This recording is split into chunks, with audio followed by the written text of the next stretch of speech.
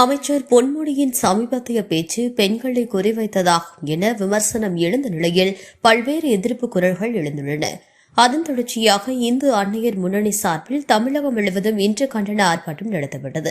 கோவை மாவட்டத்தில் தெற்கு வட்டாட்சியர் அலுவலகம் முன்பு நடைபெற்ற ஆர்ப்பாட்டத்தில் நூற்றுக்கணக்கான பெண்கள் மற்றும் பொதுமக்கள் கலந்து கொண்டு அமைச்சர் பொன்முடியின் மீது கண்டன முழக்கங்களை எழுப்பினர்.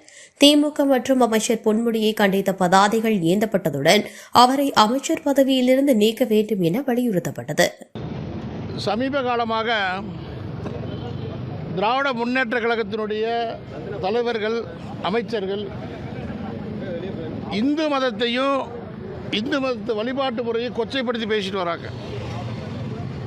சில நாட்களுக்கு முன்னால் திமுகவுடைய துணை பொதுச் செயலாளர், நீலகிரி பாராளுமன்ற உறுப்பினர் ராஜா அவர்கள் திமுக இருக்கிறவங்கள பொட்டு வைக்கக்கூடாது, காவி வெட்டி கட்டக்கூடாதுங்கிற மாதிரி பேசினார். அதுக்கு திமுக தலைவர் எந்த வித எதிர்ப்பு தெரிவிக்கலை. அதனுடைய விளைவாக அமைச்சர் பொன்முடி அவர்கள் ஒரு பெரியார் திராவிட விடுதலை கழகத்தினுடைய கூட்டத்தில் போய் தான் பேராசிரியராக இருக்கும்போது நிகழ்ச்சியில் சைவ மதத்தையும் வைணவ மதத்தையும் வார்த்தையில் சொல்ல முடியாத அளவு ஒரு விபச்சாரிகிட்ட போகும்போது எப்படியெல்லாம் சொன்னேன் அப்படிங்கிற மாதிரி பேசுகிறார். ஒரு சைவத்தையும் வைணவத்தையும் இழிவுபடுத்தி பேசுகிறதுக்கு ஒரு அமைச்சருக்கு எப்படி துணிச்சல் வந்தது பாருங்கள். அரசியலமைப்பில் அவங்க பதவி பிரமாணம் எடுக்கும்போது இந்தியாவுடைய பாரதத்தினுடைய இறையாண்மையை காப்பாற்றுவேன்னு சொல்லி உறுதிமொழி எடுத்திருக்கிறாரு. ஆனால் ஒரு மதத்தை இழிவுபடுத்தி பேசலாமா?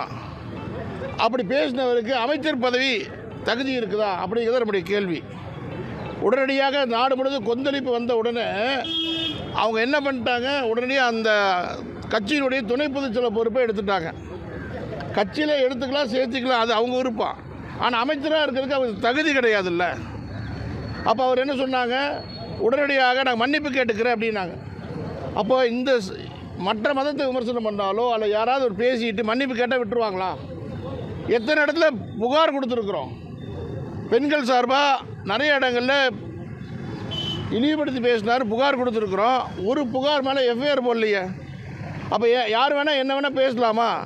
சாதாரணமாக ஒரு சமூக வலைத்தளத்தில் ஒருத்தர் தெரியாமல் போட்டால் கூட உடனே இரவோடு இரவாக கைது செய்கிற காவல்துறை இவர் மேலே ஏன் கைது செய்யலை அல்ல வழக்கு போடலை? அதனால் இந்த பொன்முடி மீது சட்ட ரீதியான நடவடிக்கை எடுக்கணும். அவர் பொன்முடி அமைச்சர் பதவியிலிருந்து நீக்கணும் அப்படின்னு சொல்லி இன்றைய தினம் தமிழகம் முழுவதும் மாநகரங்களில் இந்து அன்னையர் முன்னணி சார்பில் இன்றைக்கி அறப்போராட்டம் நடக்குது.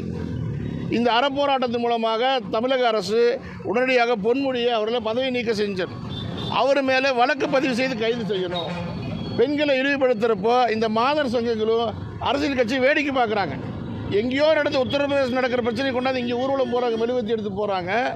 தமிழ்நாட்டில் இப்படி இளைய சமுதாயத்தை, பெண்கள் சமுதாயத்தை, இந்து மதத்தை இழிவுபடுத்துகிற அமைச்சருக்கு எதிராக யாரும் போராட்டம் நடத்த தயாராக இல்லை. அதனால் இன்றைக்கி இந்து அன்னையர் முன்னணி சார்பில் போராட்டம் நடக்குது. அதனால் இந்த போராட்டத்தின் வாயிலாக தமிழக அரசுக்கு சொல்கிறோம், அவர் உடனடியாக பதவி நீக்கம் செய்யணும். இல்லைன்னா இந்த போராட்டம் மறுபடியும் தொடர்ந்து கொண்டே இருக்கும் என்று சொல்கிறோம். இதுக்கு அரசாங்கம் எதையுமே கண்டுக்கலை. இந்த அமைச்சர்களுக்கெல்லாம் நடவடிக்கை எடுத்தால் தான் பயப்படுவாங்க. அரசாங்கம் நடவடிக்கை எடுக்கலைன்னா நாங்கள் கவர்னர் மூலமாக அவருக்கு மனு கொடுக்க போகிறோம். அவரை டிஸ்மிஸ் பண்ணணும்.